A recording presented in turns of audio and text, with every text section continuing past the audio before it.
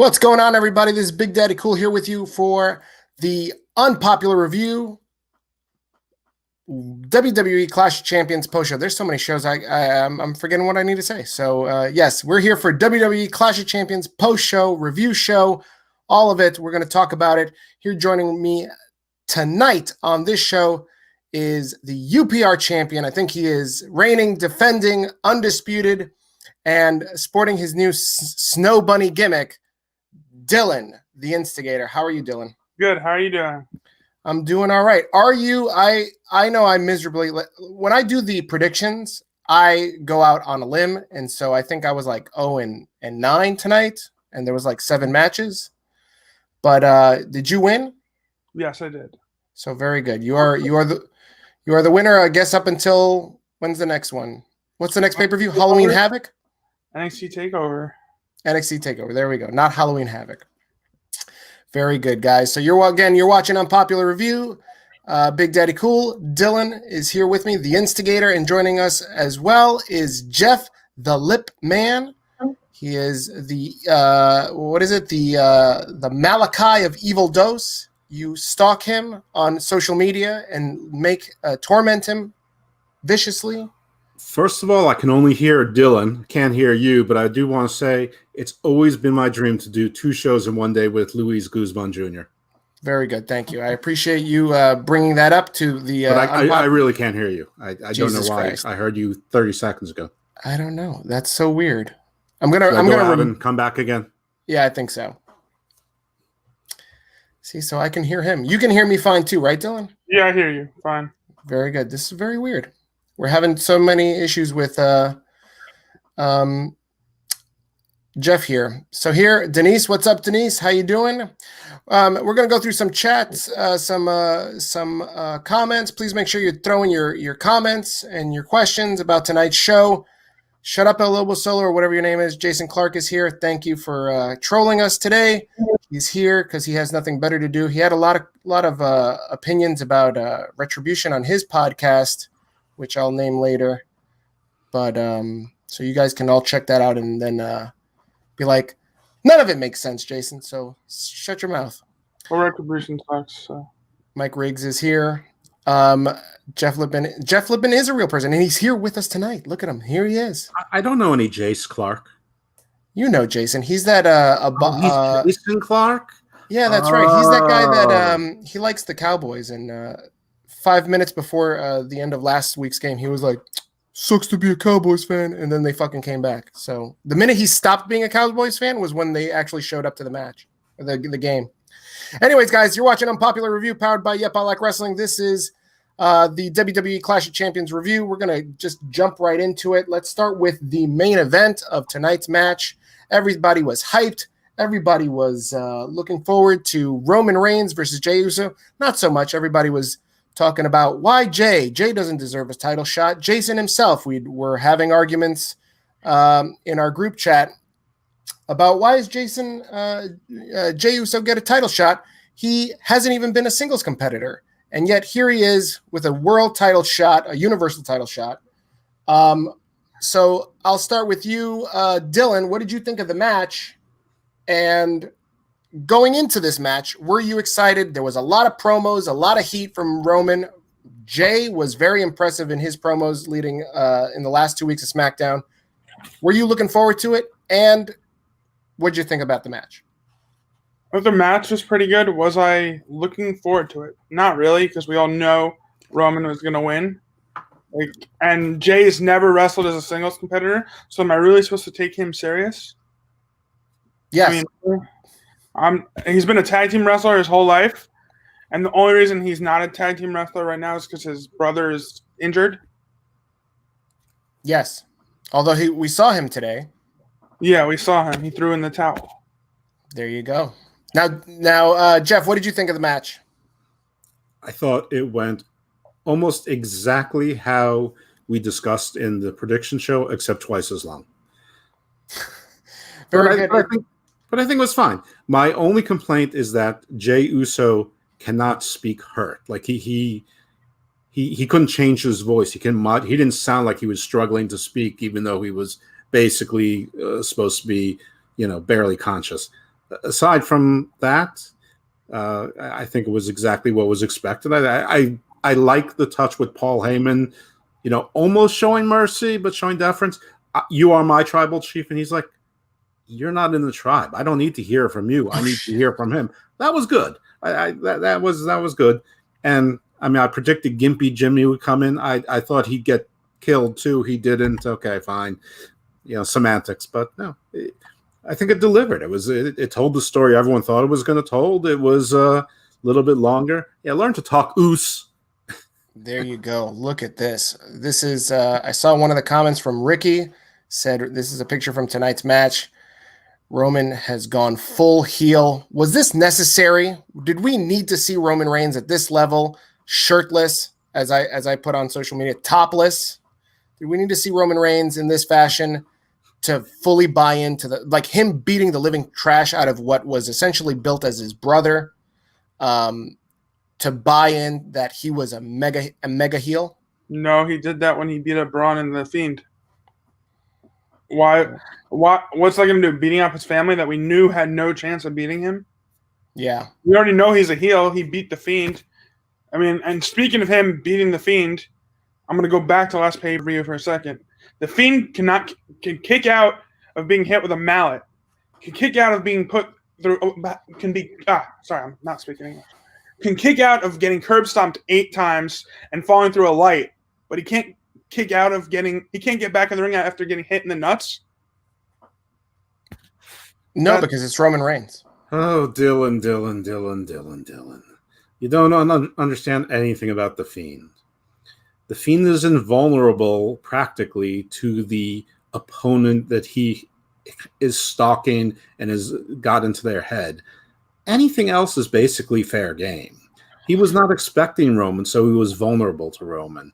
It's so different. It's so simple. Just follow my lead, my friend. Follow my lead. You'll get through the Garden of Doom. Your question was really loaded. Do we need to see Roman topless? Sir, I would like you to rephrase that question. I'm going to rephrase it. Yeah, I think that the packaging of Roman Reigns, not the package, the packaging of Roman Reigns was appropriate to sort of cement this change. And I do think this was full heel. Both Braun and The Fiend were heels in that match. And as far as we know, they're still basically heels. So, yeah, I think that we did need this. And he basically killed family. And the story is, and I'm not even sure that this was full. I mean, they poured the cement, but I'm not sure it's cured cement because it's family. It was almost like it was a tribal ritual thing. And he still needs to do something really vicious to maybe someone outside or someone more vulnerable, or maybe turn on Heyman or something to make him full heel. But yeah, I thought this was good. I thought it was a really good ending. You also got to ask, is Roman heel if we don't have COVID? If WrestleMania goes on the way it's supposed to, is Roman heel after that? You have to ask yourself. And I would think probably not. He's probably still the face getting booed even as a face. I don't think they would have turned him heel. I want to say that the time off from COVID probably left Roman time to think about what he wanted to do in WWE and what would set him apart. Like, I was thinking about this earlier. Like, I feel the new, like, I was impressed by the fact that Roman decided out of the blue. I'm pretty sure what he tweeted out last night, and we showed his promo that he cut from the stationary bike in wherever his house, probably the basement, the storage facility, whatever. It seemed very unscripted and out of the blue. And I'm sure Vince doesn't give everybody carte blanche to do that.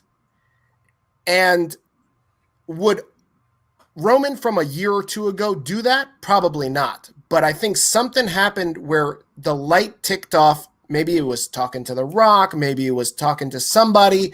Maybe it was talking to Vince. I don't know.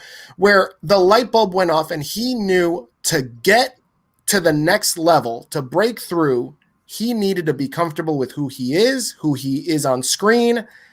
And that's what you see now on the screen. I feel that's why everybody buys in, is because you're seeing a real Roman Reigns. And you're also seeing in my opinion, a locker room leader. Like, this guy took to Twitter last night and said, I'm on the fucking stationary bike. I'm going to fucking cut a promo. Fuck it. And he sent it out. I want to believe that he did it unscripted. I want to say that Vince didn't say, do it from your stationary bike. Everybody's going to love that shit. Nobody said that. I don't think so. Because you don't see it anywhere else, right? Nobody else does it. You don't see The Fiend, Alexa, anybody else. You saw Roman Reigns do it in the middle of a workout. So I get the feeling that the words that he was spitting at Jay in a promo is legit what he's believing. He is now becoming, or is in the transgression or the progression of being a locker room leader. You're seeing John Cena, Roman Reigns. That's my opinion. The locker room dictator, not a locker room leader, a locker room authoritarian. I think that also the shirt thing was important because we all know Roman Reigns is Samoan, but he doesn't really look that much like the other Samoans. He's a pretty boy, and he's got the tribal tattoos on his arm, but Randy Orton's got a sleeve too and whatnot. You take the vest off, and they're clearly tribal tattoos. One pack and down one side of his entire back. So I think that's part of that's sort of the embracing the tribal aspect of it. And when Paul Heyman first said it, of course, it's 2020, so people have to jump to, was he being racist or whatnot? But this is clearly part of the story. And I don't know who came up with the story, so people can still debate that core issue. But whatever it is, that's the story, and they've adopted, and they're leaning full into it. Yep, it looks like we have breaking news.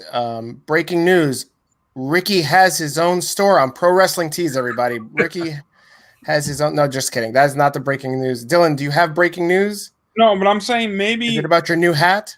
No, it's Cartman's hat. But oh, how did I not pick up on that?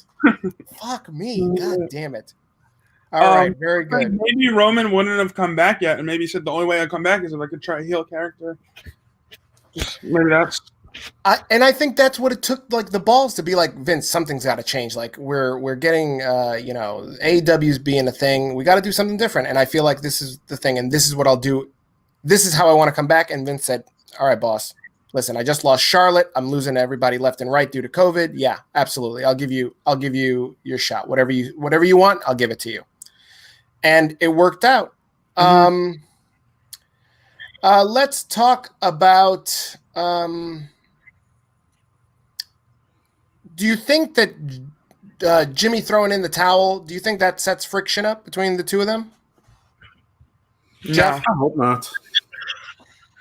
I mean, I've had enough with, I would say it'd be interesting if there wasn't so much other friction in all the other tag teams. I feel like the Iconics just broke up. There's friction in almost every other tag team on WWE. It's like Vince on purpose wants to destroy every tag team. And so I hope this doesn't lead to that, but we'll see. Derek says, I caught your last comment. I don't mind Roman going full-blown heel if he's willing to beat the crap out of his own family. If you're WWE, you don't want cool heels that still get cheered. Absolutely. Do you think Roman gets cheered if this in a live audience? Jeff? That's a really good question. I think the first time, yes. Then I think he gets booed. Dylan? I think he gets cheered because Cena comes out as the face and he gets booed. Now, everyone wanted Cena to turn heel, so when he turned heel, they probably would have cheered for him because it's never happened before. So I think the same thing happens with Roman. And supposedly, crowds are coming back in November. They're going to start traveling. I was told they're going to start traveling again. What's up, Jaden? Thank you. I was told that they're going to start traveling. They were told, talent was told, don't book any travel.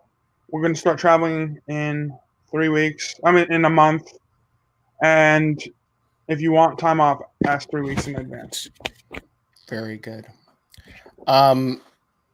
Just so everybody knows, Dylan, along with a lot of the hosts from UPR, are based from Orlando and are very much in the NXT scene. They are very familiar with a lot of NXT talent that are now on the main roster and soon will be on the main roster. So, when Dylan speaks, he's speaking in tongues, speaking in protecting his witnesses. But so far, every time he's mentioned something, sometimes most of the time it comes through. So we'll see. He has a deep throat. He is deep throat. He's our deep throat. No. Deep throat's the source, man. Oh no, don't say that now. Guys, let's talk about this other main event, the co-main event. It's not really a co-main event. There's always one main event. Drew McIntyre versus Randy Orton ambulance match. Drew McIntyre defeats Randy Orton. This match was 21 minutes, and it showed a lot of surprises from a lot of people that Randy kicked in the head. Jeff, I'm going to start with you. What did you think of the ambulance match? We did get a Claymore, as we called in the predictions show. We got a Claymore to the ambulance door, but not inside the ambulance. What did you think of the match? There were a lot of ways this match could have gone wrong. There were a lot of ways where they could have had a lot of tomfoolery. They could have done something with Keith Lee, and I don't think any of it would have necessarily ended up well. We were talking about retribution. I'm not sure any of that would have ended up well. This was clever. And, somebody was saying, you asked for retribution, WWE gives you the big show. But then I got to thinking, even then, I'm like, you know what? They're all going to come out. They're all going to do it. Now, I thought the final hurrah was going to be Edge. I thought maybe like Flair would give him a nut shot, and then Edge would then do a spear or whatever, but clearly he's not up to it yet. But you know what? I liked the match. It was I thought it was clever. I liked the placement of the guys. Once I figured out what was going on, I didn't mind seeing Big Show again. Flair driving out and saying woo, even that was good. So yeah, I thought it was really well done. The Drew retained. That was my pick. So far I'm 2 for 2 on my picks. I thought it was good. You know what? I thought this whole show was really, really solid. And I thought these two were the best. I don't know about technical matches, but they were the best story matches of the night. Very good. Dylan, what were your thoughts on the match?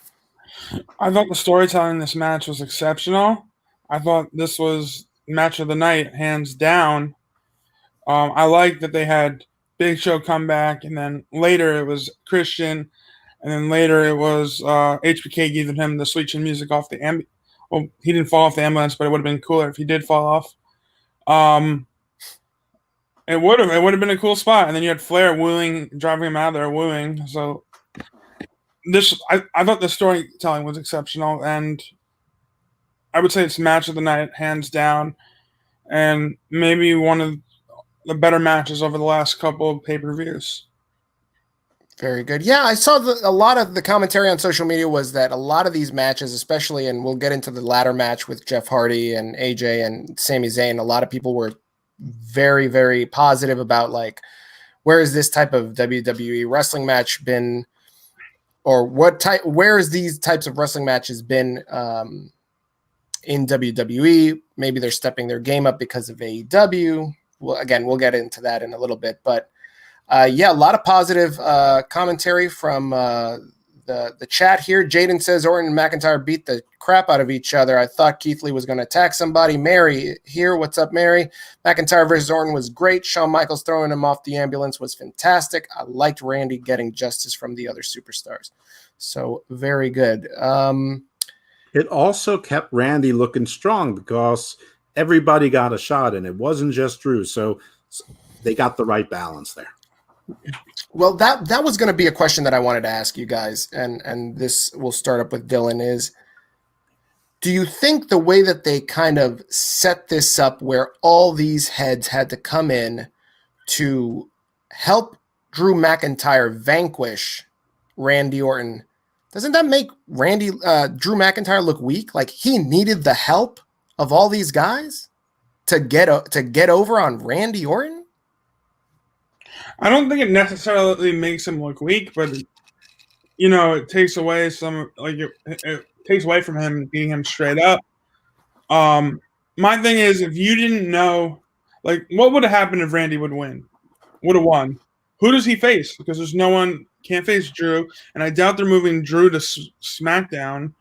So who would Randy obviously face? And you would think he would hold the title until WrestleMania next year, and then face Edge for the title. That's the rumor.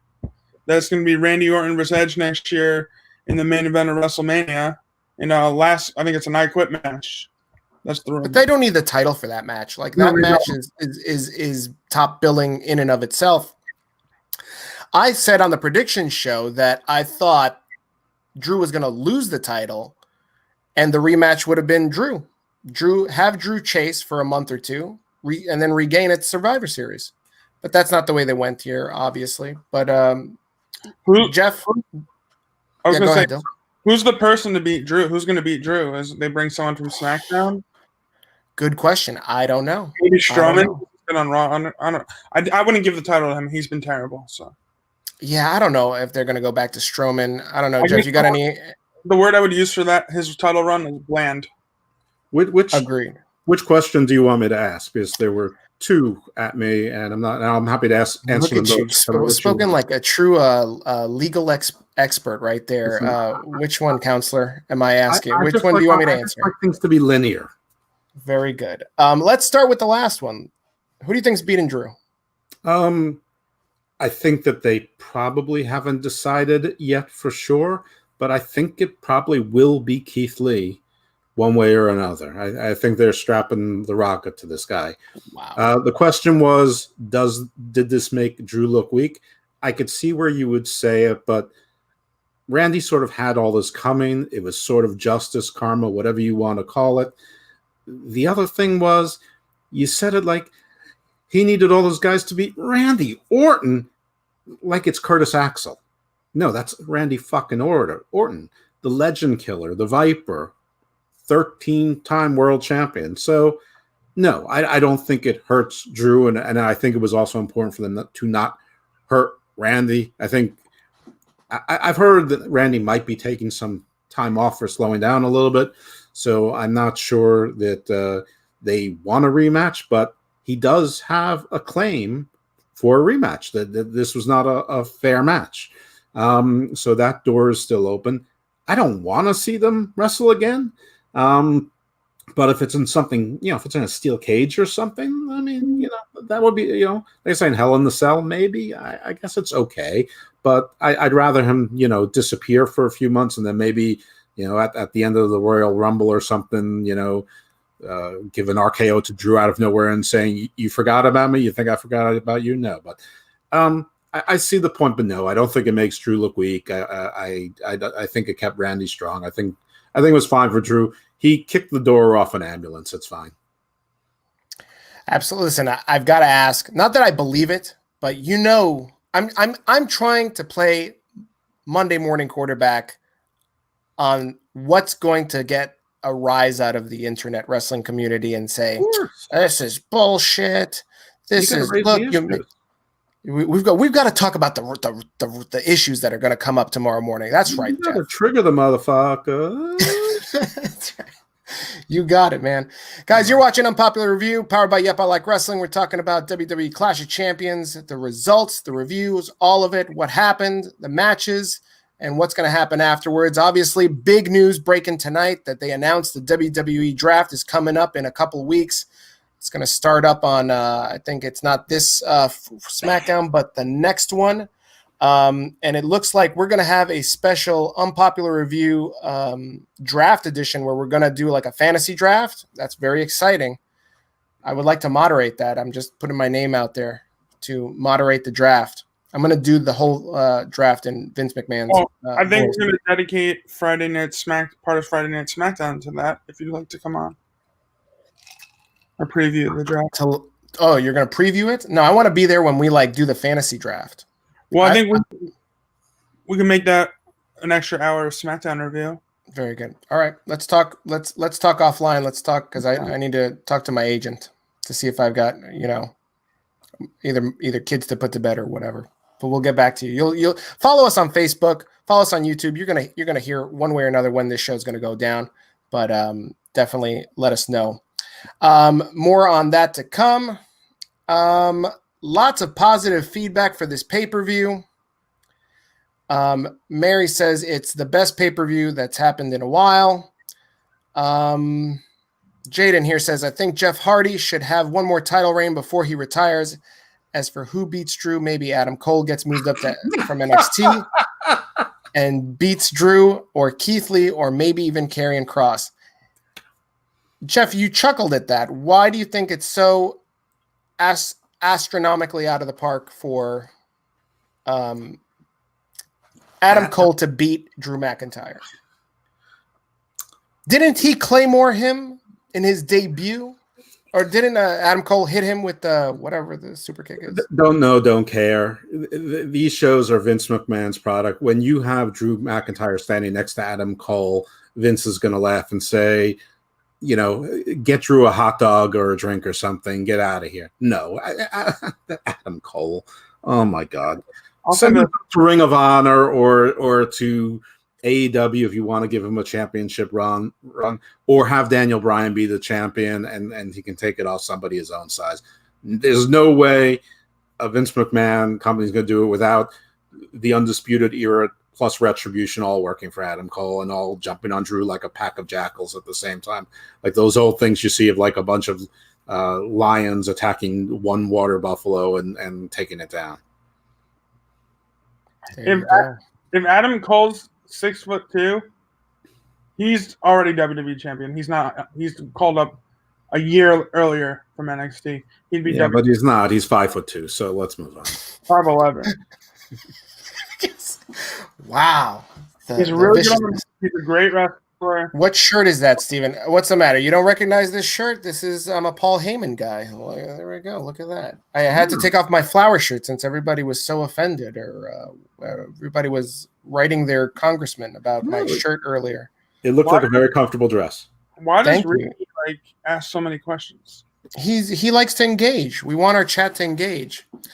Michael says, and your new Intercontinental Undisciplined champion? Undisciplined? Everybody knows Sami Zayn is rather I don't know about undisciplined, but he's sometimes he's tardy. He calls out a lot, I guess. Get me a hot dog. I don't understand that reference. I just said oh, there we go. I missed it. I was trying to put myself over, Jeff, so that way I missed your joke. Let's take a quick break. I'm going to see we've got a promo battle coming up. Oh, look. He's always got Listen, Jeff, I don't know if you've seen any finer pussy than Sparky here, but Dylan's cat Sparky is one fine pussy that likes to come on to our show. Oh, there he is. I'm hoping Dylan goes into full Blofeld mode right away. Bond villain. There you go. Nobody's seen finer pussy than this on this show than Dylan's cat, Sparky. I take offense to that.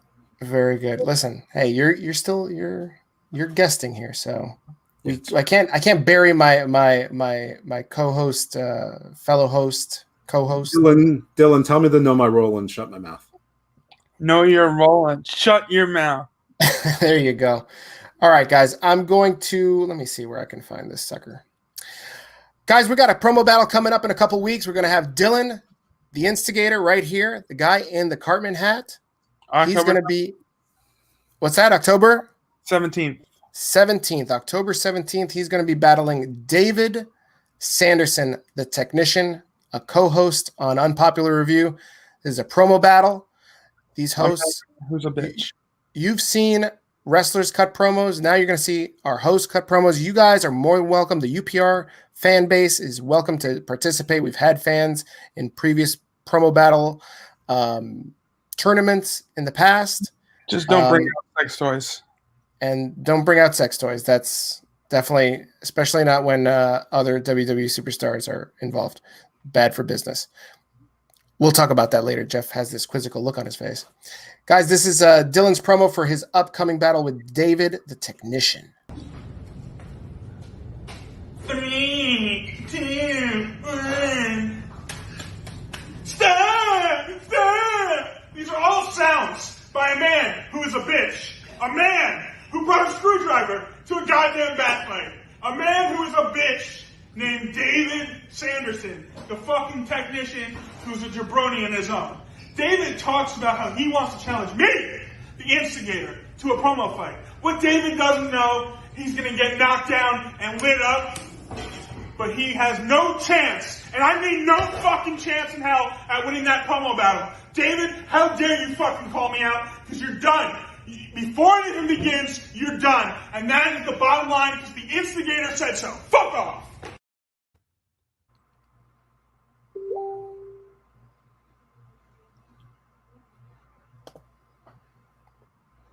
There you have it. Dylan spitting fire. Oh, where did Jeff go? We're joined here by... You said there was sex toys. You didn't say anything about no other props. Evil Dose in the house. Evil Dose is in the house. Dylan, are you familiar with Evil Dose? Never heard of him. Very nice, very evil. And very nice and very evil. The Evil Dose torments Evil Uno on Twitter all the time. Evil Dose is twice as evil as Evil Uno. Are you familiar with Evil Uno? Yeah, from AEW. People call him Pizza Uno, and I don't get why. Because he's probably hangs out at Pizza Uno. Like, have you seen his size? Like, Jesus Christ, where else would he be hanging out at? Anyways, guys, you're watching Unpopular Review, powered by Yep, I Like Wrestling. We are talking about WWE Clash. We've already gone through the Roman Reigns match, the Drew McIntyre match, and we're about to get into, I don't know. What do you guys want to talk about? You want to talk about this ladder match, or do you want to talk about Asuka versus Zelina? The ladder match. Ladder match? All right, let's talk about this ladder match. We had Jeff Hardy versus AJ Styles versus Sami Zayn in a pretty wicked ladder match. This match went for 26 minutes, and you now have a new, well, I guess you can't say new, and you can't really say still, but I'll say he is the undisputed Intercontinental Champion, not the undisciplined Intercontinental Champion, but he is the undisputed Intercontinental Champion, Sami Zayn. There he is looking, I don't know, his hair reminds me, that's who he reminds me of, Seth Rollins, except he's a ginger. Guys, what'd you think of this match? Dylan, I'll start with you. Is it one of the best ladder matches you've seen? Well, you can't put it in the same, same place as Edge and Christian versus the Dudleys versus the Hardy Boys. Now, this is one of the better singles ladder matches, and Jeff Hardy got a handcuff put through his ear and then onto the ladder. He has no one to blame but himself for having holes in his ears. I mean, who the fuck does that? I mean, really? And then AJ Styles, Sami Zayn was on the other side of the ladder compared to AJ Styles, and he took the handcuff off and put it to the ladder. It was smart strategy by Sami. Why not handcuff your opponents and then climb to the top? It's just really easy that way. So you're saying that you didn't want to see Sami win? No, honestly, I didn't care who won. I'm like, okay, so Sami disappears for what, 6 months? Was it 4 months? So I think, and Jeff just won it. So I feel like Jeff should have kept it longer, but I didn't mind Sami losing it. And the way he won, didn't mind Sami winning it. And the way he won it was actually smart way. Very smart strategy by him.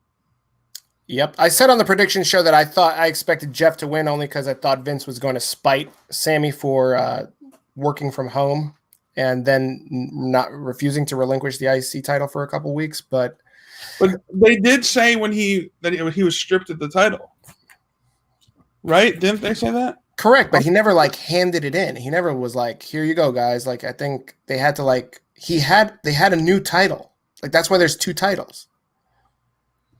So yeah, but same title. But why does he have two titles here then? Why, if it's the same title, why are there two titles?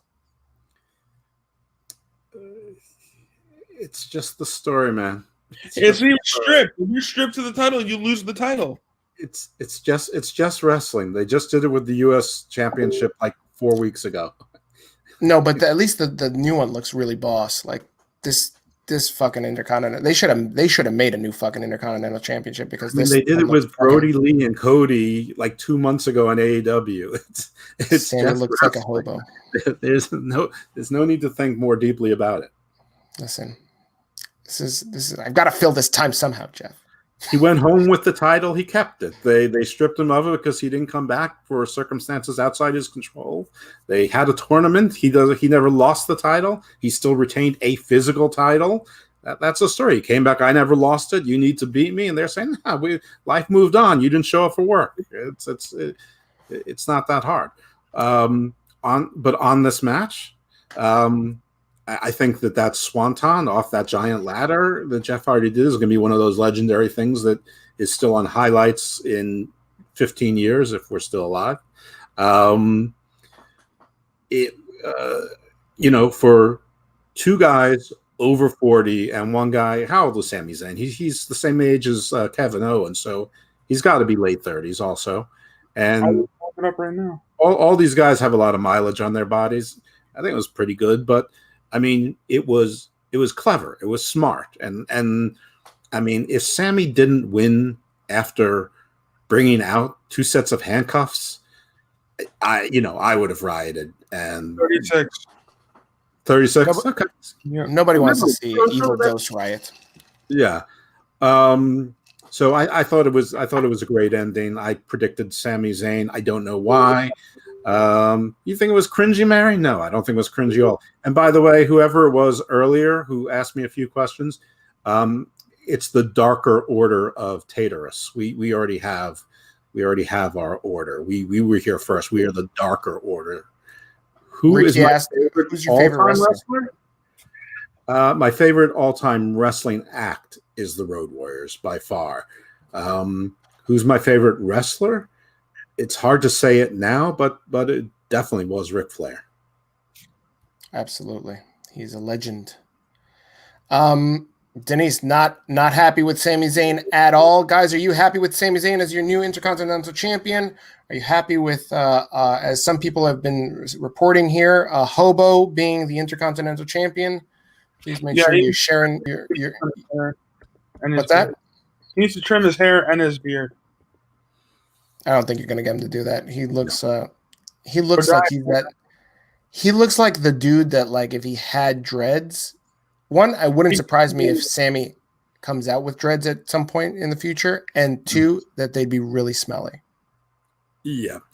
He's definitely going through the whole Fidel Castro means Tormund from the Great White North look. Am I happy with it? I'm fine with it. It's happy? No, but I'm fine with it. What do you think is next for AJ Styles, for Jeff Hardy? Where are we going here with the IC title? Well, I think in the draft, AJ is going to go back to Raw because Paul Heyman's on SmackDown, and we know they don't like each other. So Intercontinental, who's going to face Sami Zayn next? Do they bring someone over from Raw, maybe? Or Apollo Crews? Or does Lashley's not going to come to SmackDown because he's on Raw with the Hurt Business. And I don't see them breaking them up because MVP and Lashley have been, like, amazing together. So maybe Jeff Hardy gets a one-on-one, like, with Sammy. But I feel like he's going to go to Raw. I don't know. Yep. I like Denise's booking here. She says, Sammy doesn't deserve it. He went home for 4 months. You dropped the ball, kid. Sorry for you. I agree. That's what I thought Vince was going to say. Well, he won it fair and square, Denise. I mean, he didn't actually have a title. Jalen Young is selling our YouTube. I think he's subliminally telling me that, guys, you're watching Unpopular Reviews. Please make sure you like, love, share this podcast with all your Facebook friends, your wrestling group timelines and groups. And if you're on YouTube, please make sure you smash that like button and hit subscribe and bang on that notifications bell so that way you guys know when we go live for any wrestling shows. We do Raw, SmackDown, AEW, NXT, all these reviews all week long. Thanks for watching, guys. I really appreciate you tuning in. Please make sure you're filling up this chat. I want to see some comments, some questions. What'd you think of the show? Did you think it was shit? Did you think it was trash? Did you think it was phenomenal? Did you think it was worth jumping off a ladder for? Let us hear it out. Yeah, man, I think this match was really, really good. I thought the ladder match was good. I didn't expect Jeff to be jumping off any ladders, but here we are. You should have known, right? But all right. Let's move on to the women's title match, but let's start with Asuka because I want to build to what ends up happening with Bayley. So on the pre-show, we had Asuka versus Zelina. What'd you guys think of this? And were you impressed with Zelina here? I was impressed with her. I actually was. I thought it was going to be a quick squash match.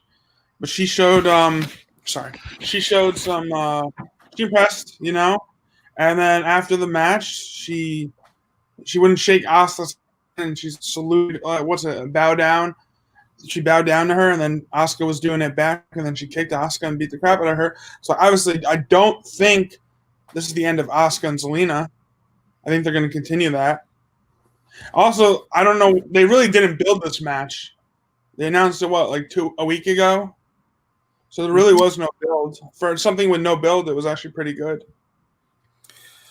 Point of correction, this match was originally scheduled for the pre-show, but it actually got moved to the main card. I'm sure that was just an omission. I think the match was better than expected, but I don't need to see Zelina against Asuka again. I mean, I don't want to see it. We're going to see it tomorrow night. I mean, I know that, and maybe for the next 5 weeks. Yeah, I mean, it was fine. But like Dylan said, there was zero build for it. There was zero story. And I was expecting a squash match. It wasn't. Some people will be excited about that. Some people won't. I fit into the latter category. I don't know. It was what it was. It was not much of a match. It was just okay. It was just filler. You know, I think it was nice to see Zelina get some time here. I don't think that she's a much better manager than a wrestler, but she does really well for herself in the ring. The problem that I have is that she's such a small, petite woman that it is really hard to buy into her kind of matching up with anybody like really bigger than her. Like imagine her and Charlotte. I'm sure they could put in a decent match, but it's just on the eyes. It looks just really, really off. Oh my God, forget about it. It'd be, you know, we still don't know why they missed the pay-per-view either. Nia, Shayna. We don't, but I mean, you can put it together. Like I think Jeff was kind of alluding to it on the pre-show. Like it was, you know, it's got to be COVID related. You had Shayna tweeting out her disappointment in the Minnesota Vikings, like as the pay-per-view was just to go on. So like, you know, she did post a picture of her gear though. She what? She did post a picture of her ring gear for tonight, and then 40 minutes later they pulled the match. Yeah, it's a shame. It's a shame, but I want to say that I don't know. They probably failed. You know what? I've been told by my friend who usually goes down to the arena to try to meet some of the wrestlers, or that Nia like takes her mask off as soon as she comes outside, and she like refuses to wear a mask. So I wouldn't be surprised if it was Nia that got COVID. Very good. Well, we don't know if it was Nia. It could have been Ruby Riott or Liv Morgan that got COVID. We don't know. No, they made a point to say WWE made a point to say Nikki, Shayna, Nia were not cleared by medical, and so whenever they've done that with Apollo, they never say that somebody's COVID positive, obviously because of HIPAA regulations and just the fact that bad business that they just be like, so and so's got, you know, it'd be bad business for, you know, let's say a wrestling company to say, hey, we're scrapping this match because our, you know, number one contender for the TNT title is got COVID. Except AEW acknowledged that on TV. but which I thought was actually refreshing. But no, you're right. I mean, Nikki apparently was exposed to Killian Dane, who was in the PC. It's not hard to imagine that Shayna was exposed to Jessamine Duke and what's the other one? What's her name? Bashir? Oh my God. The MMA horsewomen. Who cares? Shafir. Whatever. Yeah. So to them, and I'm sure she worked with, first of all, you can't have half of a tag team, so you had to scratch the match, but it's also feasible that Shayna and Nia were trying to work through the match together, and so Shayna exposed Nia. Exposed doesn't mean you have COVID. It would just mean cautious.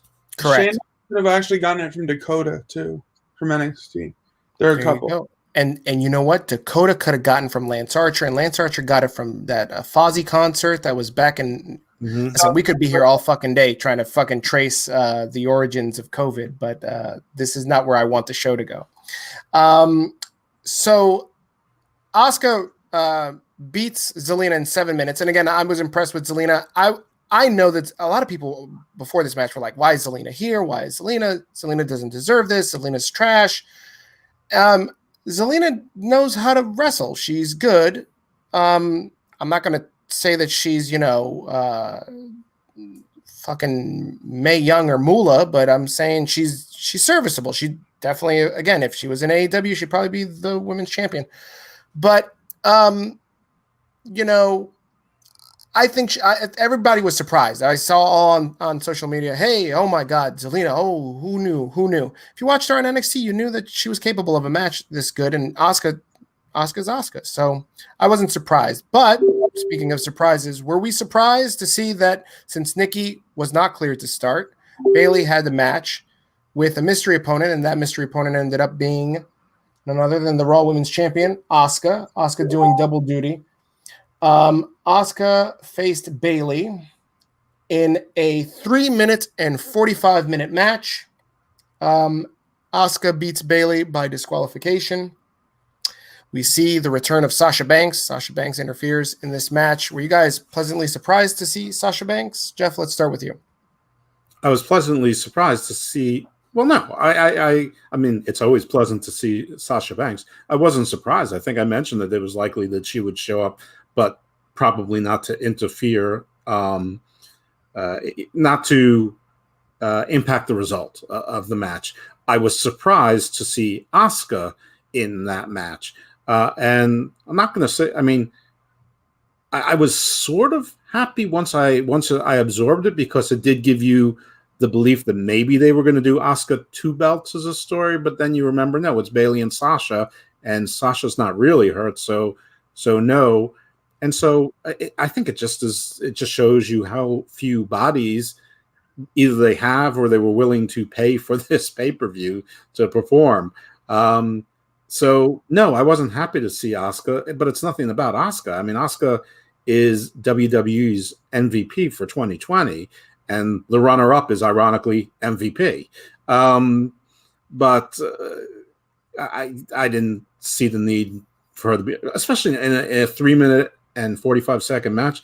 They could have thrown a bone to Mickie James or, well, anybody. I mean, you really could have just given anyone a paycheck to have done that. I will say, though, Sasha and Bayley don't need the title to feud. They really don't. Yeah, they do. I don't think so. I really don't think so. And well, I think that's a very much new school way of wrestling fan thinkings of what's need. A belt makes it more important. Mm-hmm. Elvis here says Asuka needs to lose the belt ASAP. I'd like to understand why he thinks that. Who's gonna get it? Who's on Raw that's gonna get even Raw and SmackDown? Who's gonna get it? The only one I would possibly give it to from both shows would be Alexa Bliss from Asuka. Who else is worthy? No one. Charlotte's not there. Elvis, you have suspicious eyes. You ain't nothing but a hound dog. He's about like 38 days. Elvis, leave the building. What are you talking? Elvis, do you notice that Elvis has a picture where he's being hugged by Tulsi Gabbard? He's 4 foot. No, I thought that was Zelina Vega, and he was 3'6". Holy shit! No, he's actually 4'9". That's a surprise. Jeff, you're Tulsi vicious. Gabbard, that's great. Did she shiv him too? I will say this: Zelina is better than Lana. She is, but I feel Lana's getting better. He says that she's better than Lana.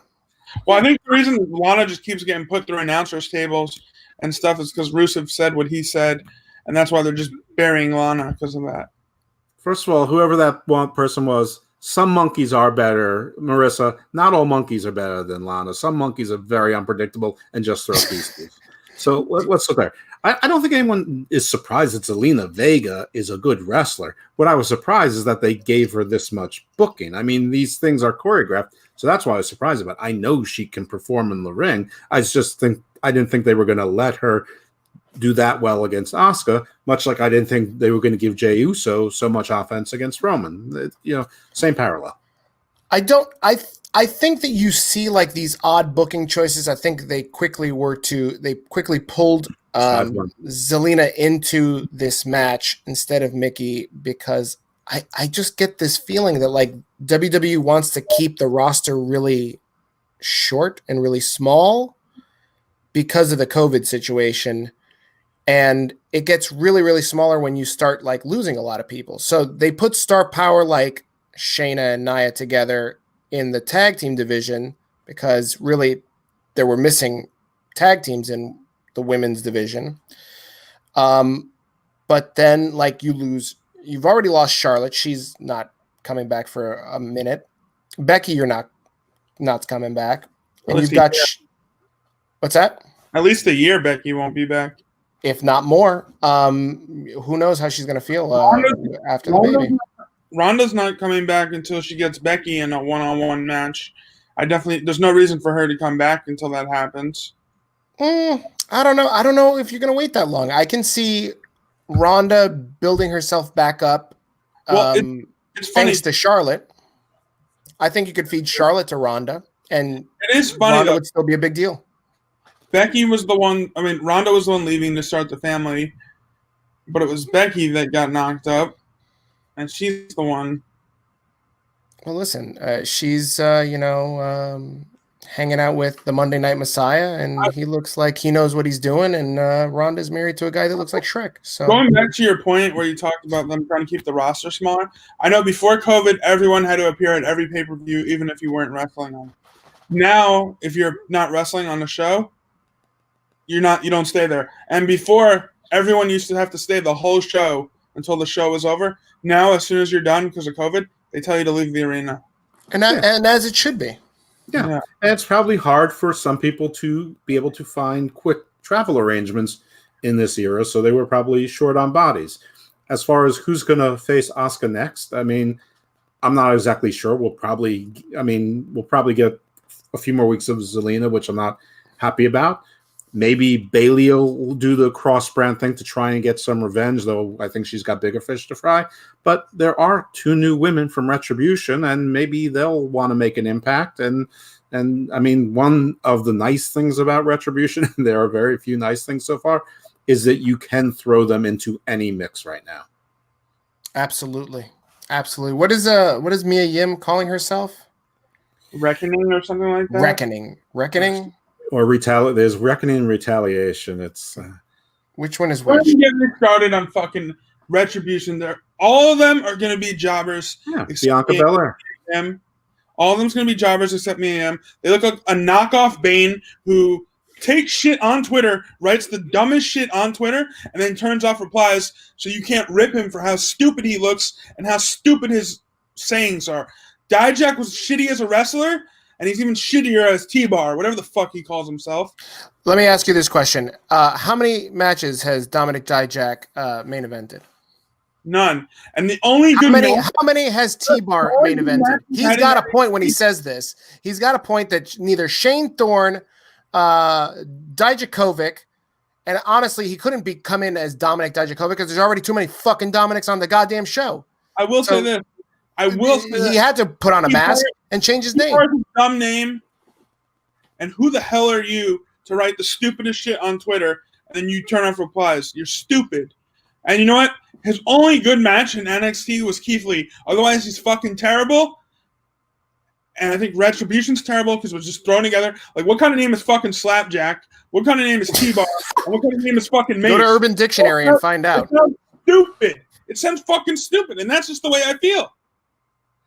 It's better than sororities to But I'm going to tell you, this decade. You like that movie, though. This decade, Retribution's going to go down as the worst group of the decade and one of the worst groups of all time. The only one in the whole group that has any talent is Mia Yim. Wow. Oh, okay. You know, you cut out a little bit. Can you repeat all of that with the same figure, though? You want me to? Just kidding. No, please, no. Don't. Don't at all. All I want to say is, like, I thought Monday was the shit, but the fact that they're doing what they're doing and they're buying in on social media, like, I love it. I love it. I think Vince loves it. I think Talented Dijak. I don't know about that. I don't know if your pussy can handle Dijak. Oh, he can. Well, maybe you should move the can and find out. Anyways, where are we? You know what? Now is a good time to show another promo. So we showed Dylan's earlier. We're going to take a little break to show David the Technician's promo. Again, we're hyping up our promo battle that's coming up. When is it? October 17th? Yep.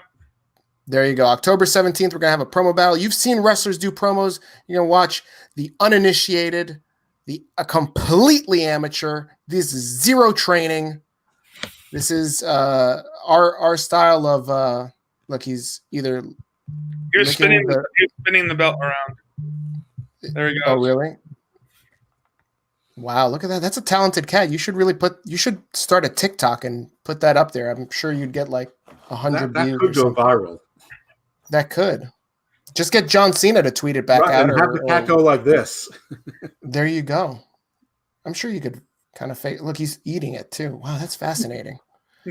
You've got one talented pussy right there. Yeah. I mean, the cat's more entertaining than you are. I definitely. I'm sure the ratings the viewership has already gone up. The likes have gone up. Like this hard if you are a fan of this pussy spinning this fucking title. Like this hard if you like this pussy spinning. That's right. There you go. What's wrong with you, Pena? Listen, I'm a slut for ratings. Anyways, guys, you're watching Unpopular Review powered by Yep, I Like Wrestling. We're going to talk about WWE Clash of Champions, but right now we're going to take a small break to promo our upcoming promo battle with the technician, David Sanderson. Here is another clip. Where is this kid? There he is. Dylan, you challenge. That's all you do is challenge people. Well, I am actually man enough to accept that challenge, which is why we are here today. You see this? This is a pacifier. This represents you. You whine, you bitch, you do whatever to get your way, which is exactly what you did with Matt Riddle and the promo battle with Ricky. You always talk about how I'm going to bring a screwdriver to take out the bat fight. Well, that's not going to happen in our promo battle. So that brings me to this section. This is for you. This is for what's going to happen when I beat the shit out of you. You're going to need one of these.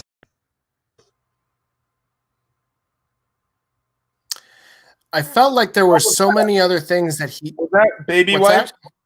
What the hell was that? Was that baby wipes? Like, what the hell is that? That was like the worst pre-promo battle promo I've ever seen. I feel like there was so much more potential just in the aisle alone. I give him a lot of credit for coming up with like the idea of like, I'm going to go down the baby aisle, but like he could have picked so many other items. There was a bib with Barney's face on it. That would have been a lot funnier if he compared it to you. Could have picked a diaper. He could have picked a box of diapers, which he wears. We all know that because she's a bitch. Wow. Well, what you guys don't know is that I saw the full version earlier. And actually, when he turns the corner, Stone Cold Steve Austin and Booker T are actually fighting. There you go. So business really picks up then. So it just happened. Bad luck. Mala suerte. Mala suerte. La Sicaria is not here. She would have totally eviscerated that promo if she was here. She would have called it complete basura. I think I got this promo battle in the bag already, so I'm not really worried. Is Jaden a buddy of yours, Dylan? He's marking out hard for you. He's definitely trying to put you over. And he He says he's not being biased, but I got a feeling he is. He's not. Come on, Steve. You know he's telling the truth. That promo was trash. Like, I didn't even laugh or anything the whole time. I just had a straight face. Like, I got to be honest with you. I just noticed that the likes spiked up from like 19 likes to 23. And that's like on Facebook and everything. And I don't know if that's because of Sparky or because of David's promo. Sparky. So let us know in the chat. Do you think it's David or this is not faring well for Mr. Sanderson right now. It's the cat. You think it's the cat? People love cats. People love pussy. That's right. You're absolutely right. There you go again. What? I'm just saying the same thing you are, Jeff. Come on now. And you know what? David said I challenged him. He challenged me first. So I am not scared of this son of a bitch. He's going to lose this promo battle, and he's going to be 0-2. And then it's your obligation to finish it. I'm going to finish it. It's almost finished. Make him call you the tribal chief. Before the promo battle begins, it's over. You have to make him say that you're the most unpopular. You should tell him that you're going to respect my authority. Mm-hmm. You should hit him with the finishing move called a slapjack. If you don't know what a slapjack is, I suggest strongly all of you go to Urban Dictionary and just type in slapjack and see what comes up. Do you like that pun, right? Did you like that pun right there, Jeff, where I said about the coming? Oh, yeah, that was good. Thank you. Anyways, let's talk about in no particular order. Let's just kind of rattle off the rest of this pay-per-view. Cesaro and Nakamura defeated Lucha House Party. I hate Lucha House Party. If you watch SmackDown, you know I can't stand them. And there's reasons why. Lindsay called me a liar on Twitter and other things. Why do you hate Lucha House Party? For those that are new to the show that have not. So years ago, when Lindsay Dorado signed to WWE, he made an announcement at a indie show, and I went up to him and I asked him, "Hey, are you really going to WWE?" And he goes, "Yeah." So I tweeted it at my friend JJ, and he tweeted it, and then Lindsay called me a liar on Twitter after telling me he was going, and he had the promoter call me a liar. And then you see him yelling at little girls online, saying that they shouldn't be wrestling. Let me get this straight. You're in a flame war with Lindsay Dorado online? Yeah. Would you say that your cat was furrier than his ears? Like, what is? I just told you the story. Isn't he the one that has the fucking furry ears? I can't tell the fucking. He's not this might sound racist as fuck, but they're three fucking dudes in a mask and they're all the same fucking build. Has nothing to do with the race, but I can't fucking tell the difference between Grand Metalik, the only one that could pull off Lindsay Dorado, and the other one, Kalisto. I'm well aware that I am blending into the wall back here, which is white, but I can very well tell the difference between those three guys. Their builds are nothing the same. Well, his feud is weird, and we were talking about this match way too long. I agree with you. I feel like we were talking about this more than the match lasted. This match was just a match. The end. The champs retained. Lost. Go ahead, Dylan. I got some breaking news on the Raw Tag Team Championship match. Go ahead. So the match was ended prematurely because Angel Garza injured his knee. Oh, that sucks. Let's talk about that match since we're here. Street Profits retain. Anybody surprised about this? Yes. Go ahead. Why are you surprised? Well, I mean, what's the point of Garza and Andrade losing again? So if it was a real injury, okay. I mean, I sort of get if it was small, but usually you just end the match quickly with the plan ending or the plan team winning. So it still doesn't make much sense. And this is the second time. I mean, this happened to Mickie James and Asuka, where Asuka a match ended prematurely, saying that there was an injury. Though the Mickie James one maybe wasn't an injury, but maybe it was. Nobody's confirmed one way or another. So and Alvarez said no, the ref just screwed up. I want to know if it's the same ref to see if we're getting a Danny Davis, Nick Patrick kind of evil ref thing. It's the Raw Underground ref. Garza did get hurt. Maybe they did screw up the finish, but Garza did get hurt. By you think they screwed up the finish? Do you mean they hot shotted it, like they changed the finish because Angel got hurt? Well, I think they were always supposed to lose, but I see. I don't get that. Like, to Jeff's point, like, why would you have these guys? Like, they've been fucking losing for 6 fucking weeks now, probably longer. Like, what the fuck is the point of having this goddamn on the goddamn pay-per-view for it's like the 3rd pay-per-view in a fucking row? I'm done with this. Like, they should have fucking won.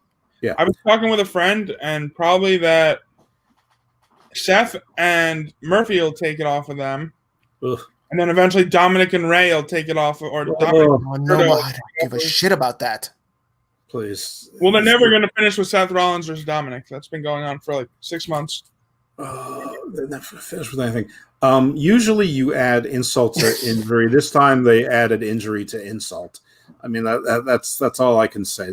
I mean, if the plan ending was the Street Profits winning regardless of injury, then this entire thing was pointless. If they made a game time call because there was an injury and they knew that they couldn't defend it, then I get it.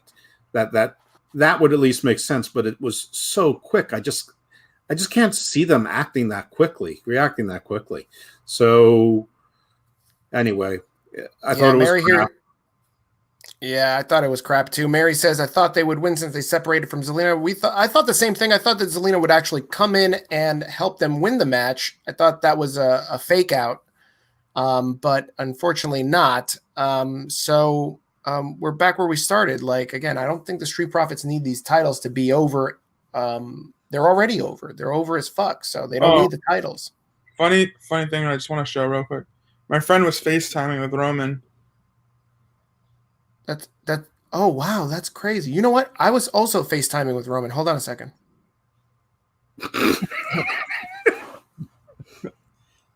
Motherfucker, what does that fucking mean? Well, that's what it looks like, a FaceTime. No, it doesn't. It looks like a shitty fucking Photoshop is what it is. I just did that shit and I was in 5 seconds. That's what Thunderdome looks like. I have really felt like being that gif where you see Thor going, is it though? Oh, you mean he was in Thunderdome? Dylan? Yeah, he was in Thunderdome, and it looks like a face kind of. Got you. Okay, so now that makes sense. Yeah. Well, I would have, that's why he was in the corner. What I'm gonna do later is I'm gonna Photoshop. Hold on, where did it? Oh snap! I'm gonna Photoshop this picture into the corner of the Roman Reigns, and I'm gonna say, "Oh look, we were there." Let's see here. Wait, that was me FaceTiming with Ted. There you go. That was FaceTime. I want to go back to some comments. Hold on a second. There was a question here for Jeff. Where is Charmaine's comment? Charmaine. I know. I'm sorry. I'm. This is kind of like our version of dead air here, but. Promo, babe. This is the one here. Charmaine says, "Jeff, your girl is hot and sexy." I know. She really, really is. I know. She was on our pre-show, and yeah, man, a lot of people were calling you like Hef, that you just come in with some arm candy. Jaden says, "Push Matt Riddle." Is that Matt Riddle as Jaden? Is that who that is? No. That Matt Riddle, bro. No. Say you're right because he didn't end it with bro. Yeah, that's really relevant to this pay-per-view, though. Dylan is buddies with Matt Riddle. I saw a lot of people giving Matt Riddle shit for his promo about like different ways to say bro, and they were like, "This buried." But I'm like, if you actually know Matt, like that's kind of like exactly how he talks. Yeah, that's all him, and it all sucks. Oh, Dylan, you're gonna light the fire under now, he's a Dylan here. Good wrestler. His persona is not. Oh, for fuck's sake! It's not a persona. It's how he really is. Derek, are you right? Is this for real? He's right. Now that I come to think about it, fucking Angel Garza's been fighting. These two have been fighting since fucking WrestleMania. There's no other tag teams on Raw. Like, yeah, I mean it went from the Viking marauding pirates to these guys. Oh my God, Jesus Christ! It's been too goddamn long. What else do we got to cover here? Hold on. Someone asked me how long I've been watching wrestling. Too long. I remember going back to ABC's Wide World of Sports, where they would have a wrestling match like 3 times a year, and I'm pretty sure I remember seeing Antonio Inoki against Andre the Giant like in 1974ish, something like that. But I have been watching definitely since the late 70s. The first wrestler I remember being a fan of, and I guess you knew something was wrong with me back then, was Don Morocco. Not Don the Rock Morocco, but the Magnificent Morocco. And he was the Intercontinental Champion, managed by Lou Albano. He was in a feud with Jimmy Snuka, about to start one. And Albano actually managed Iron Mike Sharp, who actually got a title match against Morocco around the same time. So, Iron Mike Sharp? That jobber? Yeah, it was pretty funny. More breaking news? Go ahead. Nia Jax tweeted at 6:37 p.m. That she's pregnant. Yeah, that her tag partner is expecting. Expecting what though? An ass whipping? That was funny. This is the Hell in a Cell cage. What? That's the Hell in a Cell cage. Oh my God, Jesus Christ! I like that we're keeping you entertained. That you're just googling random shit and making your own jokes. No, I'm listening. I'm just looking at Twitter from the paper. Like I'm looking at hashtags from the pay-per-view and seeing if I can find it. Did you not like any of our jokes? No, your jokes are missing. My jokes from Unpopular Review are missing. I don't even fucking think you follow us on fucking. You're a fucking host here, and I don't think you fucking follow us. I don't even see you like one fucking goddamn thing that we post. I follow your. I always listen to your show, and I thought that commercial was hilarious about the bang. That's fucking hilarious. There you go. I think instead of promo segments, you should have couples therapy on here. I think that's what's next. That's the next show. Jeff, are you a fan of banging? Jeff, are you a fan of banging? Doctor with Daniel Bryan and Kane? Oh, who knows? Dr. Shelby. Oh, look who's back. See, I knew he would know. We're talking about bang and pussy shows up. This is wild. It's just a wild show. Oh, and then Ricky's saying Shayna's pregnant. This is wild. She's not pregnant. Guys, let's bring this all home. I think the last match that we need to talk about is Bobby Lashley versus Apollo Crews. Apollo Crews gets beaten in 8 minutes with the Hurt Lock. No surprise here, right? Isn't that basically the Master Lock? No, because the Master Lock is Chris Masters' move. The Hurt Lock is Bobby Smashley's move. Yeah, they were calling it the Lashley Lock for a while. Speaking of Smashley, I sent you the photo. I don't know if you uploaded it. Oh, I didn't. Him. I didn't upload it, but where were you yesterday? Hooters, and you saw MVP and Lashley and like I said, look, they're at Uno's. At least you're all wearing masks, except Shelton. Oh, don't say that. Fucking poor Shelton. Who knows? God, hopefully he wasn't exposed to anybody that didn't show up tonight. Because then, now you've got COVID, or you need to go into quarantine, Dave, Dylan. The only surprising thing about this match is that MVP is still trying to recruit Apollo, even though they keep beating him. Like, what's his value if they keep beating him? Great question. I don't know. I think you would need to move him to SmackDown at this point and have him have some wins. Maybe send him to Raw Underground to actually look somewhat legitimate again. Well, you remember Raw. Understand. You remember Raw Underground, the first episode. The Hurt Business comes in at the end and says, "We run this shit now," and they've only been on once on Raw Underground. Yes. So what was the point of that statement if they only been on once? I don't know. Strategery. Vince McMahon is more savvier than anybody we know. He's proven this year after year. The reason your ratings are dropping is because you're not putting out good storylines, and you're not building new stars. You're just doing the same shit over and over. Vince was so good in the 90s and the early 2000s at coming up with storylines, and now it's gone to shit. And I hate to say it because Vince was such a good entertainer. I think the company will be better off when Triple H or Stephanie take over, or Shane. I'm going to disagree with you there because I think the audience has changed. I think, for people that are in the age group of myself, I'm 39. Jeff, I want to say, is somewhat maybe a little bit older, but I want to say that we still see the storylines, but they're drawn out in a different fashion, right? So Vince is still capable of giving you Daniel Bryan at WrestleMania, Kofi Mania, Becky Lynch. He's capable of writing all of this. He's capable of giving you Bobby Lashley in a wedding angle with Lana. But the thing that's right. That's the reason why we call him here Bobby Smashley. But the difference is that the audience has changed where they just want immediate gratification. It is, I want this now. I don't understand. Like, I will admit, like, there are certain things that don't make sense, right? So, like, Monday Night Raw, for example, like, all of it didn't make sense. Seeing Angel and Andrade versus Street Profits for the umpteenth fucking time. I don't need to see that shit. And I saw it, I forgot where it was. I saw it somewhere where WWE doesn't want to give you matches that you have to pay for anymore. They just want to put new content out. Nobody pays for anything. Everybody has the network. No one is buying pay-per-views, which is why nothing surprising happens on the pay-per-views. They happen Monday night now because they're getting 1.6. I mean, Jeff's right, and the other thing is, like, look at AEW, right? I like AEW. I like what they do sometimes, but it is so fucking, like, you can't tell me that you didn't tune into Wednesday night and you legitimately thought Eddie Kingston was going to beat John Moxley. Absolutely not. There's nobody on the fucking roster that's going to beat John Moxley right now. And the only person I would see it happening, the only three people I would see it happening would be Cody, Jericho, or Kenny.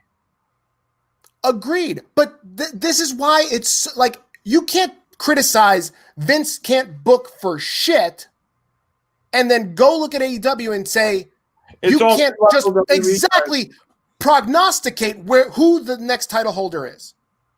You can't tell me that you don't think that fucking Kenny Omega is going to win it next. You can't tell me that you don't think Thunder Rosa will end up being the AEW champion. You can't tell me that because there's such a lack of talent.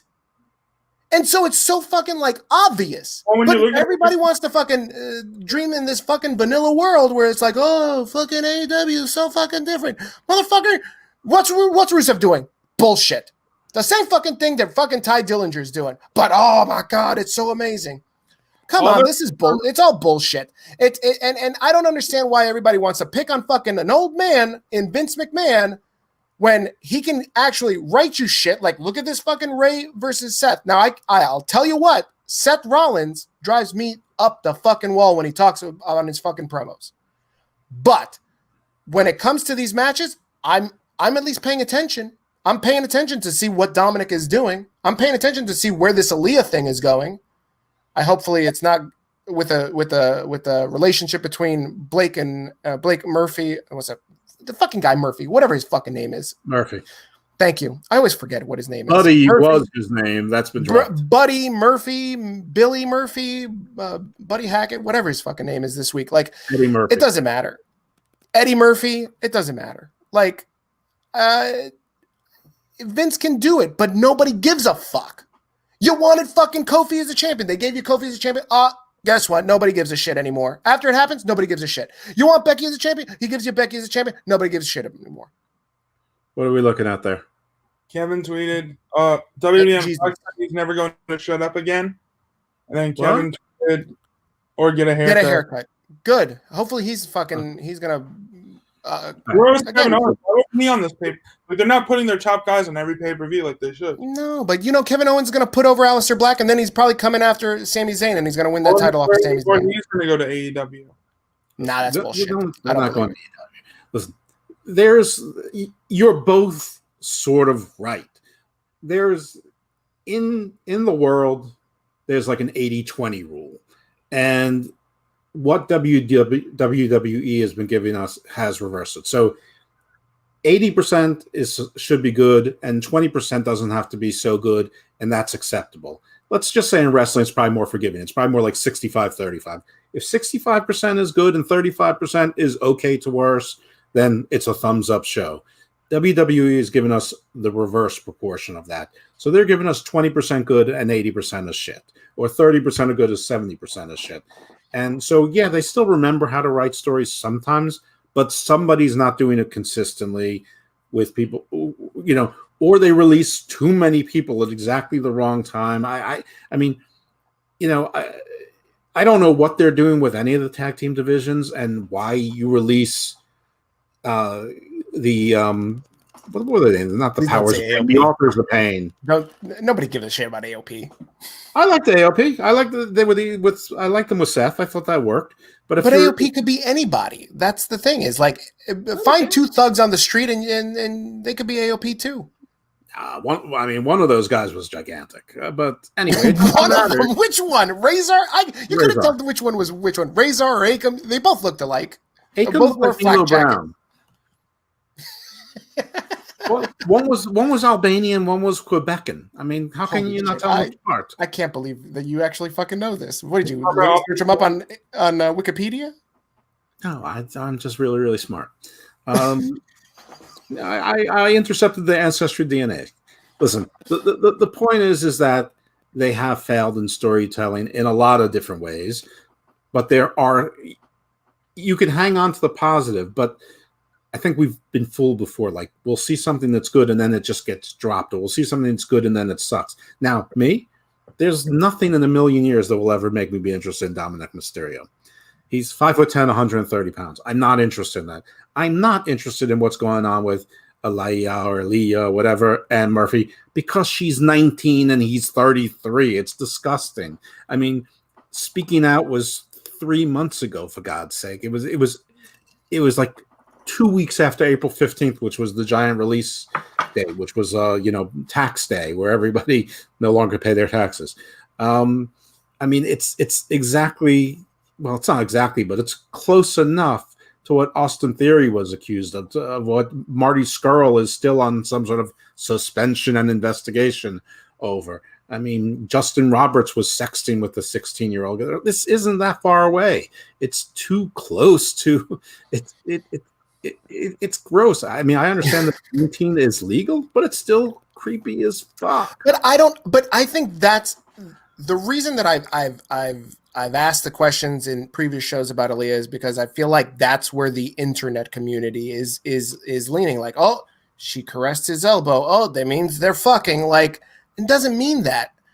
I can tell you right now, if this storyline ends in Aaliyah showing that she's got a good portion of the wrestling ability that Dominic has, then, and let's say they feed Zelina Vega to her, and they start building up Aaliyah Mysterio as something legitimate. Like, I mean, Ray was fucking way younger than 19 when he started in the business. He was lying about his age at the time, and this was the 90s. I'd be interested to see where. What's that? I'm having a stroke. You're having a stroke? You're giving me an aneurysm right now. I'm sorry. No, you're not. I'm just telling you. I think that's the way to go with this show. I think that's the way to go with Aaliyah is if she can wrestle, they're going to show her, and we'll see what happens. What is the indication that she can wrestle?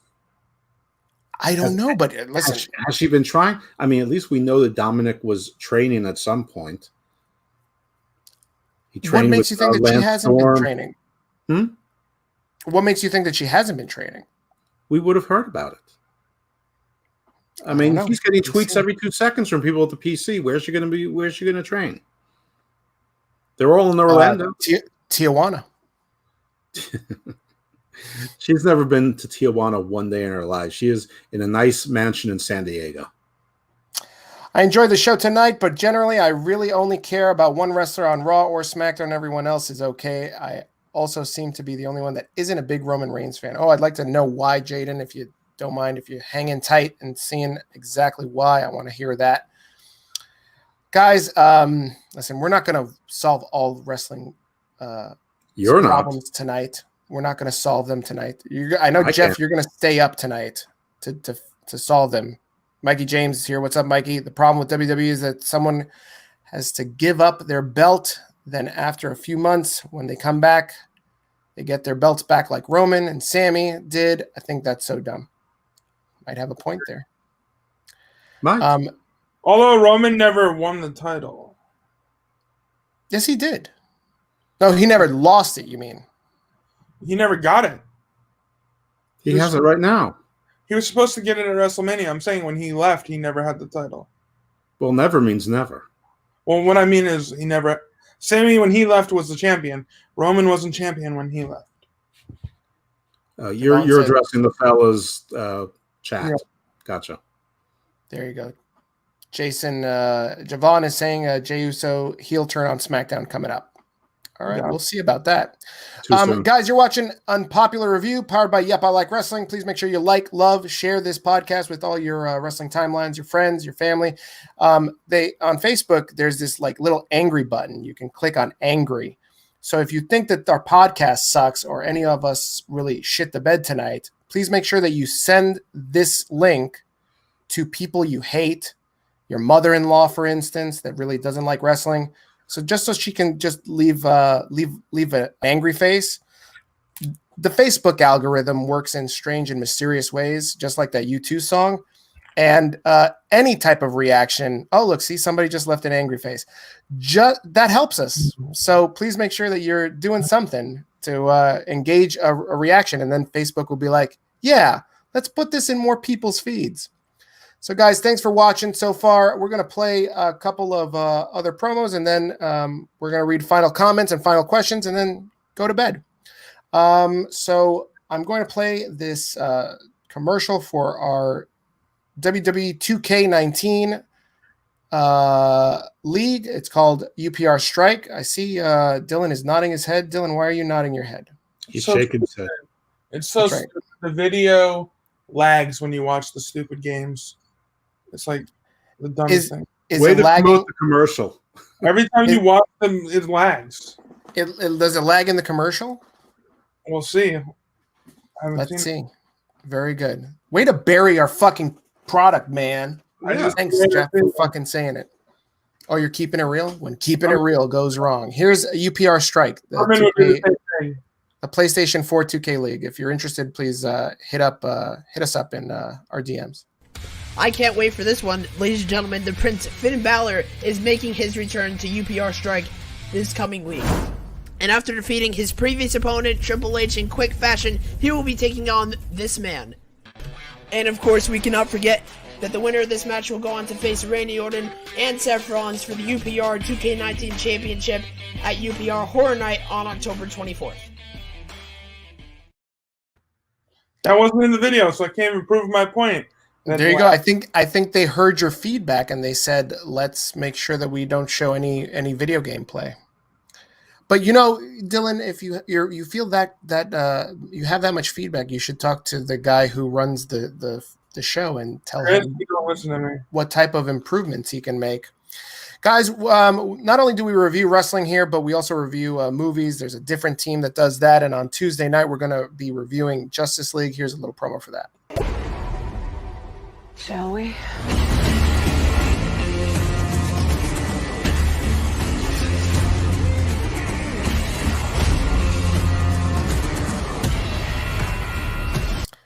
Wonder Woman, Gal Gadot is just such a beautiful woman. Like, I've got to make sure I got to look behind me. Perfect Wonder Woman.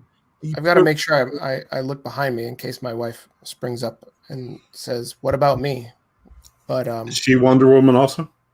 She is. She's an amazing Wonder Woman. It's not easy running a household with me and 4 kids and me. So, she's not has La Sicaria cosplayed as Wonder Woman? In fact, yes. There's a lovely set of photos of her. And the funny thing is we found a guy who was wearing the exact same costume. And so we took a picture with her on one side and him on the other side of me. I was Batman. And still would be. I can share the photo with you one day. Oh, awesome. Very good. I could share it with you actually today, but I'll send it to you. Sean Ross Sapp said, what if they blame the absences from the women's matches on retribution? They should. But the medical, they already announced that medical, they weren't cleared medically. But then again, that could mean anything. That could mean that Mia Yim beat the shit out of them at a Mercedes, yeah. Sean Ross Sapp can suck my dick. Tell us how you really feel about SRS. He is a little bitch. There you go. Very good. I hope Sean Ross is watching and going, God damn it, Evil Dose. Here you are, striking is again. more sensitive than the 16-year-olds on wrestling Twitter. Elvis wants to know who UPR champ is. So, Elvis, the UPR champion is none other than the undisputed. What does Paul Heyman always say? The uncontested, undisputed, unintelligible Dylan Kaplan right there, spinning his title, the UPR champion. Champ went perfect tonight. There you go. I'll retain next week and hold it for another 3 months. Yeah, we'll see about that. Guys, Victor Nash is here. Victor Nash, he wants to remind us about Road Warrior Animal passed away earlier this week, and he wants us to go to the Legion of Doom and Road Warriors Facebook group page and order the new Animal shirt. 100% of the proceeds go to Animal's family. Rest in peace, Animal. Jeff, you're an old school guy. Do you remember anything about what's like your favorite Road Warriors match? The thing about the Road Warriors was you actually tuned in to see their squash matches. You turned on to the show to watch a 2-hour show for their 37-second matches and the promo that came after. That was the highlight of the wrestling show. You didn't care who they were wrestling, but I mean, their feud against the Russians was classic because there were 3 Russians. There was Ivan Koloff, Crusher Khrushchev, and Nikita Koloff wearing 4-inch lifts and being jacked to the gills with everything. So some of those, the Russian chain match was pretty awesome. People, they're sort of famous for the scaffold match with the Midnight Express and Jim Cornette. Them turning Dusty was a classic moment. Unfortunately, their WWF stuff never really felt right. I still love seeing them there, both times until the end. I mean, that Hawk, being suicidal thing was horrendous, and Draws was horrendous, and Heidenreich was horrendous. But yeah, I mean, seriously, the Road Warrior pop is real. The only thing that is close was Stone Cold's. And I don't know. And this was for nothing. You just heard the first of the bow, down, down, Black Sabbath Iron Man. Anywhere. If you were in Huntsville, Alabama, if you were in New York, if you were in LA, if you were in Tokyo, Japan, it did not matter. Everybody knew what that meant, and everyone went crazy. It's just and so many knockoff teams. They're still knockoff teams. Nobody's done it better or as good. So they're my number 1 tag team, and and a couple of their sort of knockoff teams are probably in the top 10 as well. So yeah, so sad that both of them are gone. You're absolutely right, and they are icons in the tag division in wrestling. Obviously, I want to say that his passing this week reminded me especially of, we talked about AEW earlier. Like, they do a really good job with their tag team division. I give them a lot of shit for some stuff that doesn't make sense, but that's mostly because if you're going to give WWE shit for not making sense, I'm going to give it back to AEW as well. But there's a craft in being a tag team, and losing the Revival was a big mistake for WWE. But it's a shame that for Vince McMahon, it's not an important thing anymore, tag team wrestling. So it's just a shame. But one of the best. I mean, right up here. I remember watching him when he was tag teaming with Heidenreich, because I wasn't, in the 90s. I was a kid, like a toddler. Yeah. And I remember when I think it was them that finally beat Eminem, Heidenreich, and Animal. Yep. Derek says Road Warriors had a great match. 8-man tag matches with Dusty and Nikita versus the Horsemen. Absolutely. Derek is right. You got to remember it was supposed to be Goldberg versus Roman, and Roman was supposed to win. I think he's a couple minutes behind, but Yeah, he's like, this is like from yesterday. Very good. Almost yesterday. We're about 10 minutes from yesterday. Dude, we're talking about the Road Warriors. There you go. Losing the Good Brothers was bad for. Yeah, agreed. But I mean, they didn't book them as strong as they should. But they just appeared in a WrestleMania, so it like made no sense. Basically, everyone they released complained at some point. It's whatever. Maybe Zack Ryder didn't complain because he was perfectly happy. Because Zack Ryder knows he's going to end up coming back and working catering. Everyone else complained. I wouldn't be surprised if Ty Dillinger comes back, Matt Cardona comes back. I wouldn't be surprised. Guys, you're watching Unpopular Review. That's pretty much it for the Clash of Champions post show. Thanks for watching. Much appreciated. Dylan, always a pleasure having you on. Jeff, thanks for joining us again. You got it. You want to plug your podcast again? Yeah, sure. I'd love to. Listen, if anyone wants to follow me on Twitter, it's Icarus Fell MD, and my podcast is Garden of Doom. I have a co-host. It is not wrestling related, so you are not competing with your favorite podcasters on that. But I think you'll think it's interesting. We cover a lot of interesting stuff. We're very varied, but we try to make the abnormal normal sometimes. But there's a little bit of garden, but mostly focusing on Doom. That's right. And if you want me back here, let these nerds know. That's right. Let us know if you know if you love Jeff. If you only want Jeff on, so that way you can look at his hot girlfriend. Let us know too. So, and we might bring him back as long as she's around and cursing him out or making him look like an idiot. Yeah. I think that was the top clothing commentary was either my shirt or her lack top. Of a shirt. Yeah, Thank you. Her I guess bustier. There you go, Vic. Oh, Vic. Yeah. There you go, Vic. How much did you pay Vic? Whatever you sent to me, I PayPal directly to him. There you go. Very good. It was just a flow through. I'm really a straw man for Victor. Very good. Guys, final thoughts on this pay-per-view overall. What are we giving? What letter grade would you give it? If this was grade school, what are you giving it? Jeff? Since Dylan is maybe on. COVID era, I'm giving it an A. Because of the last two matches, I'll give it a B+. Everything else was Very good. All right, guys. That's been Unpopular Review. I didn't really watch the match, so that's why the whole pay-per-view, so you're not going to get a letter grade from me. I was mostly tuned out. I was watching episodes of The Good Place with my wife. Mikey gives it an 8 out of 10, I guess. Jaden's giving 7 out of 10. Marissa, B. Victor, B-. Dave's mom should co-host on Wednesday one of these times. Jesus Christ. I'm not even touching that one. You have the picture? Does she have a minivan to room? Shit on. No, I'm not putting on fucking David's wait. Will she sacrifice a minivan? Probably, but I mean, the reason that you've watched American Pie, Jeff?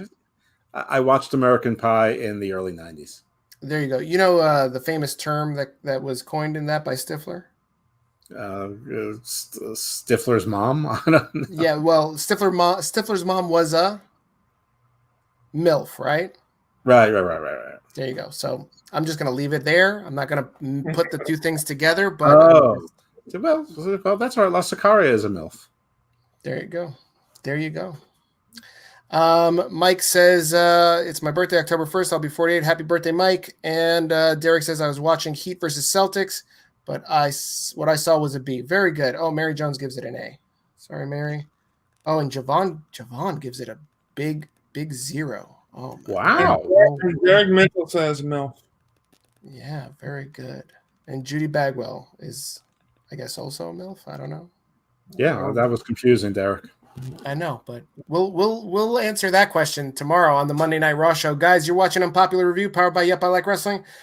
Our next show will be tomorrow night after Monday Night Raw. We have the Monday Night Raw results show. It will happen live after Monday Night Raw. You like how smooth Keith Lee looks here? Sure. And then on Tuesday, like I said, we've got Justice League. We also have UPR Strike, the 2K19 League. So please make sure that you follow all of our handles here. They're below me. They're next to Jeff. They're below Dylan on Facebook, Unpopular Review, on Instagram, unpopular.review, YouTube, and at Twitter. You can please follow us, like us. We'll follow you back on Instagram and Twitter if you follow us. Guys, it's been real fun. Thanks again. And for everybody here, have a good night. That is the show. Let me pick Evil Dose for life.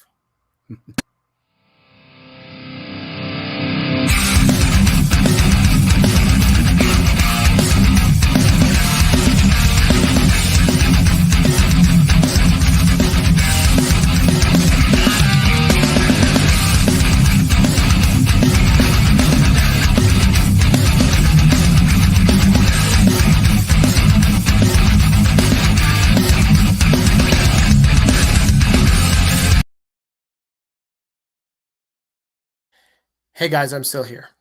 I just wanted to take some time, just like, you know how like at the end of Marvel movies, you get like a special preview, like a special something. I'm going to give you guys a special something. This is for an upcoming show that we have about Disney songs. If you watch our pre-show, you know about it. If not, you're going to enjoy the sweet, sweet sounds of Chris Harris, the executive consultant, singing one of the favorite Disney classics. Stay tuned in the next couple of weeks for UPR Disney Karaoke. This is just a taste. Prince Ali, yes it is he, but not as you know him. Read my lips and come to grips with reality. It's me to blast from your past, whose lies were too good to last. Say hello to your precious Prince Ali.